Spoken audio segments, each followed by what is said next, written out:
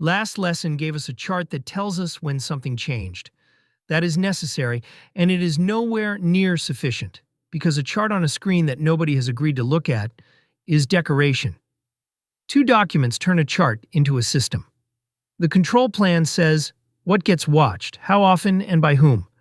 The response plan says what happens when the watching finds something. Between them, they answer the only question that really matters after a project ends. When this drifts at 2 in the afternoon on a Tuesday and the improvement team is long gone, what actually happens? Go to Toolkit, Control, Control Plan. What, how often, and what to do when. New run. And the hint under the title tells you the shape of it, 1 row per CTQ, and the out-of-control action references your response plan. That's worth pausing on. These two tools are built to point at each other. The control plan is the watch list. The response plan is the playbook. Keeping them separate is deliberate.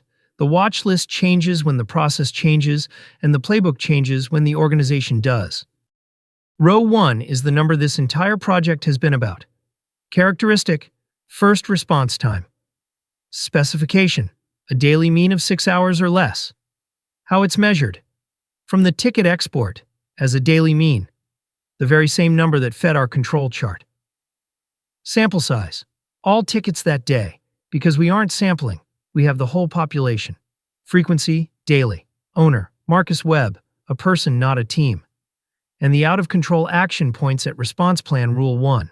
Row 2 watches the fix itself rather than the outcome. Midday sweep completed, 10 of 10 working days. From the checklist tick, daily, Marcus again. And row 3 watches the safety net. Auto-assign fired, 2 per week or fewer, counted from the job log, weekly, owned by Dana Kim. Notice what that row is really doing. We are not measuring whether auto-assign works. We're measuring how often it has to. It's the alarm we built 2 lessons ago. And if that count starts climbing, the human sweep is quietly failing, even while first response time still looks perfectly fine. 3 rows. The outcome, the behavior that drives it, and the backstop. That is a control plan. Not 50 rows nobody reads. 3 that somebody actually will. Now the other half, back to the toolkit, control again, and this time response plan. When X goes out of control, do Y. Same idea, different shape. Signal, trigger, immediate action, owner, escalation. And the distinction between signal and trigger is the useful one. The signal is the thing you notice. The trigger is the precise number that decides whether it counts, so that nobody gets to argue about it in the moment. Rule 1. Signal, a point beyond the control limits. Trigger, a daily mean above 8.74 hours on the individual's chart. And that is not a number we invented.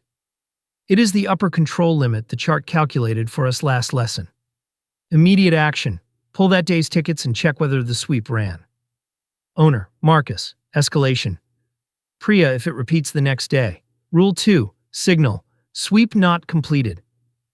Trigger, the checklist still unticked at 2 p.m., which is half an hour after the auto-assigned floor fires, so the backstop has already caught it. Action, the backup runs the sweep and logs Y. Owner, Dana. Escalation, Priya, if it happens 3 times in a month. And rule 3 is the one we owe the FMEA. Signal, auto-assign silent failure. Trigger, no job log entry for 24 hours. Action, run the sweep by hand, and raise a ticket with IT. Escalation goes to Alex, and the row says Y. This is our undetected risk. That's the failure mode we scored detection 9. And this rule is the only thing standing between it and nobody ever noticing. What we've just written is the difference between an improvement and a change. An improvement has an owner, a number, a frequency, and a named person who does a specific thing when that number moves.